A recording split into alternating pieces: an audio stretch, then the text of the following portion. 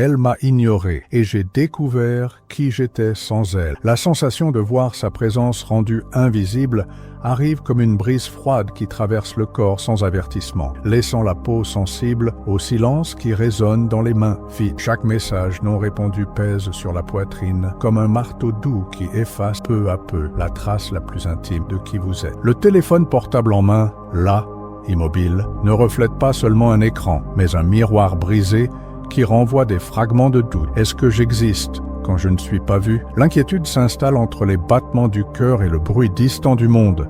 Et dans cet espace d'attente surgit la douleur silencieuse de se sentir absent de sa propre histoire. Toute perte n'est pas absence, parfois c'est liberté, dit la voix sereine de Sénèque, comme si elle soufflait un secret parmi les nuages. L'analogie dessine dans le ciel intérieur l'image d'un nuage qui se dissipe tandis que le bleu immense demeure intact et va. La perte du regard d'autrui n'emporte pas ce que nous sommes. Elle libère le ciel intérieur pour de nouvelles formes, de nouveaux contours. Lorsque nous lâchons prise sur l'attachement au reflet de l'autre, nous découvrons l'espace infini où palpite notre essence, libre de se réinventer, libre d'exister sans dépendre de souffles extérieurs. Dans un murmure intime, Épictète révèle ce qui te blesse, révèle où tu dois te tenir ferme. Ce rejet qui blesse est avant tout un message silencieux sur le sol intérieur qui réclame des soins. La blessure, exposée par l'ignorance d'autrui, indique le territoire de soutien qui n'a pas encore été cultivé, des racines de connaissance de soi qui demandent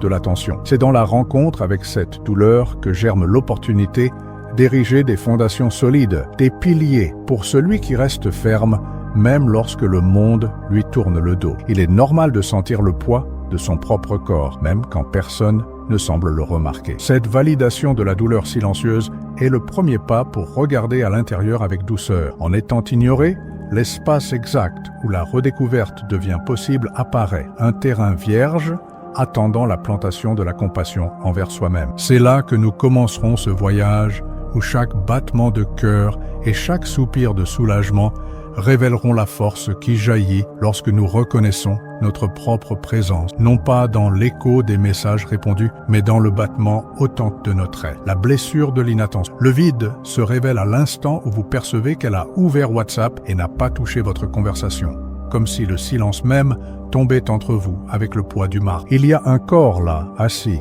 les mains tremblantes, tenant le téléphone portable comme on tient un morceau de soie, et une âme qui se recroqueville près de l'os. L'écran allumé illumine le visage, mais rien ne reflète au-delà de sa propre attente. Chaque seconde étirée semble drainer un peu plus de la flamme intérieure, et le silence, auparavant confortable, devient un obstacle quasi physique, rappelant à quel point l'absence déguisée en attention est douloureuse. Dans ce sombre vide d'attente, nous développons l'habitude inconsciente de chercher des signes minimes d'affection. Un vu A se transforme en phare qui guide l'espoir, une confirmation minimale d'existence. Nous observons, attentifs, la couleur du point vert, le glissement du doigt qui passe sur le nom et ne fait rien. Et dans ce geste rituel d'observation, nous apprenons à mesurer notre valeur par le rythme du regard d'autrui. La répétition de ce schéma insuffle la croyance que notre importance réside dans la hâte de l'autre à nous reconnaître, et non dans la quiétude ferme de notre propre être. Mais il arrive un moment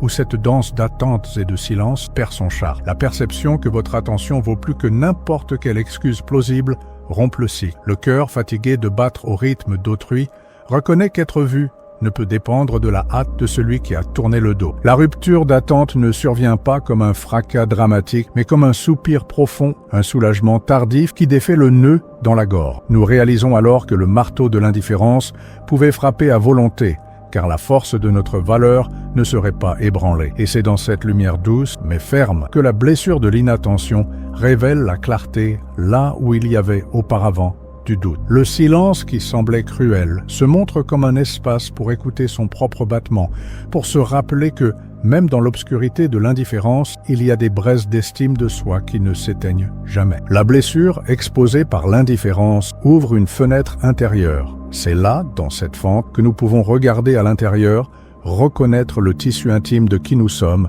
et sentir pour la première fois le doux poids d'exister, sans dépendre du regard qui n'a pas voulu rester. L'erreur de chercher son identité dans le reflet d'autrui. Lorsque nos certitudes sur qui nous sommes dépendent du reflet que l'autre nous renvoie, Nous nous transformons en naufragés à la dérive, attendant qu'un regard étranger nous ramène à terre ferme. Construire le moi selon le traitement reçu, c'est croire que chaque geste de tendresse nous définit et que chaque silence nous annule. C'est comme chercher son propre visage dans un lac trouble et espérer y voir son propre reflet, oubliant que l'eau n'offre pas de reflet quand elle est agitée. On y cherche l'image qui n'appartient qu'à la surface. Construire le concept de soi-même basé sur les réactions d'autrui génère un château de cartes. Tout souffle extérieur suffit à le faire s'écrouler, et à chaque nouveau rejet, nous percevons à quel point la fondation de notre identité était fragile. Dans ce tourbillon, l'idée stoïcienne de la maîtrise de soi se déforme et devient un mythe. Nous croyons qu'endurcir le cœur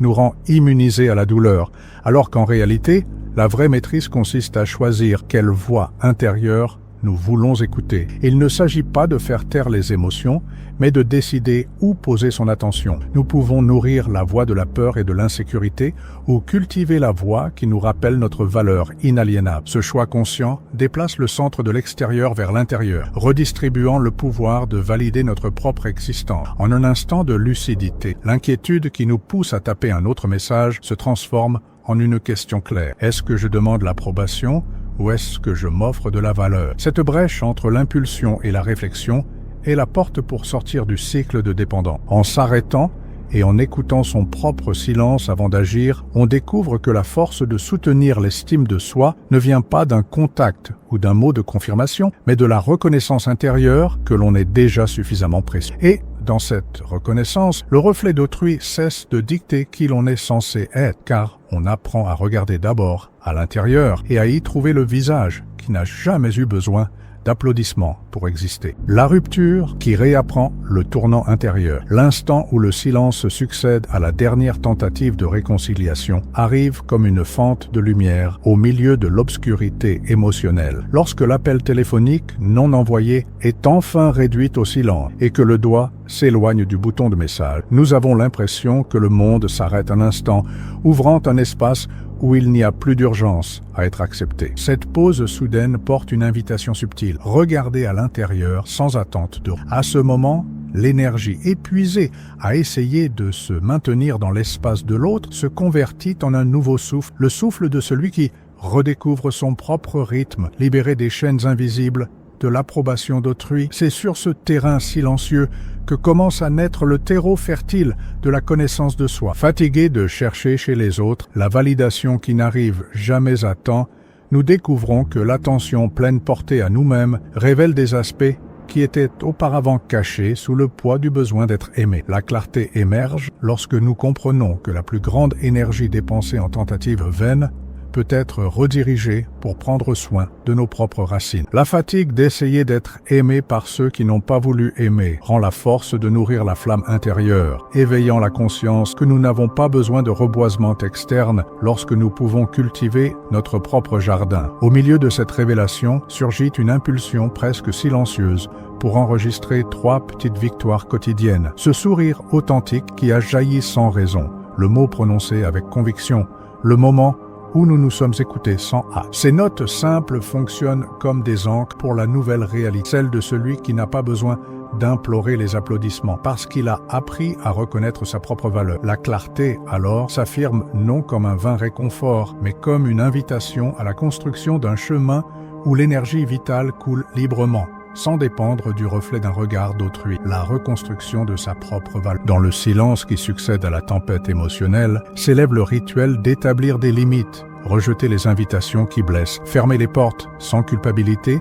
et accueillir l'écho doux de sa propre intégrité. Chaque refus conscient cesse d'être un acte de rejet envers celui qui nous a blessés et devient une affirmation de qui nous sommes intimement, un respect pour les lignes ténues qui définissent notre périmètre de paix. C'est dans cette forge intérieure que la chaleur du rejet trempe l'acier du caractère, nous rendant résilients sans endurcir le cœur, forts sans perdre la tendresse. Tout comme le forgeron façonne le métal en fusion, chaque expérience de refus modèle notre valeur, éliminant les impuretés et révélant l'alliage essentiel de l'âme. La métaphore de la forge nous rappelle que, dans la chaleur intense des critiques et des dédains, nous ne fondons pas, mais nous nous affinons. Et, une fois trempé, l'acier conserve sa flexibilité et sa résistance, prêt à remplir sa fonction sans céder aux pressions externes. En ce moment de reconstruction, une question puissante résonne. Que puis-je construire maintenant qui ne rentre plus dans l'ombre d'autrui? Cette interrogation déplace le focus du vide laissé par l'autre vers le vaste champ des possibles qui apparaît en nous. Chaque nouveau projet, chaque désir auparavant endormi trouve un sol fertile dans ce terrain libre du besoin d'approbation extérieure. Et,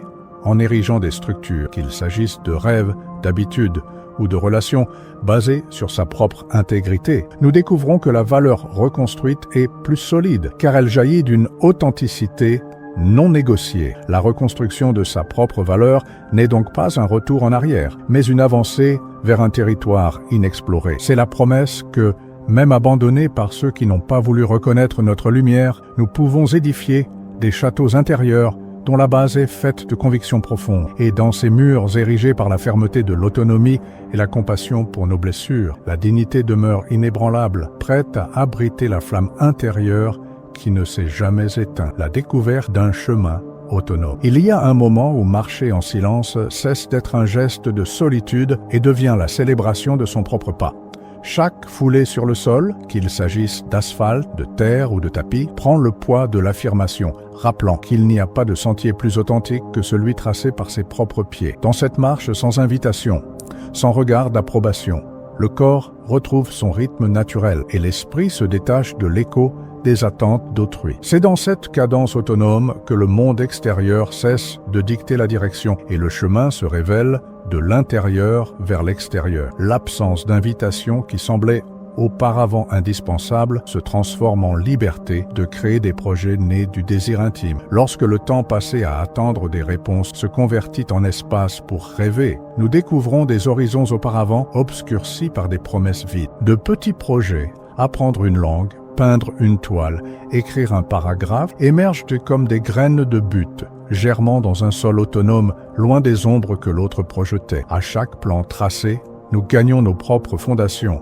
et le pas se renforce. Dans le silence de la nuit, en clôturant le cycle de la journée, survient l'invitation douce de noter 3 désirs que l'on croyait auparavant ne pas pouvoir avoir. C'était peut-être un manque de courage ou la peur du rejet, mais les reconnaître en mots est déjà un geste d'autonomisation, un désir de voyage solitaire, une envie d'écrire un journal, la volonté de reprendre un ancien hobby. Chacun recèle la carte d'un chemin autonome, prêt à être parcouru sans permission extérieure. Ainsi, la découverte de son propre sol apporte la certitude que l'autonomie n'est pas seulement la liberté de choix, mais un engagement envers son propre être. Lorsque nous acceptons que, même sans public, notre chemin a de la valeur, chaque pas résonne non dans le vide, mais sur le sol ferme d'un but authentique. Le rejet, qui semblait marteler notre estime de soi, s'est révélé être la force qui nous propulse vers l'intérieur, nous apprenant où nous enraciner fermement, même quand le monde se tait. Le froid de la négative est devenu chaleur de connaissance de soi. Chaque fois que l'autre a détourné le visage, nous avons découvert un morceau de courage qui était auparavant caché sous la peur de ne pas être accepté. Ce vide dans la poitrine, causé par le non, résonne maintenant comme un rappel de notre capacité à transformer la douleur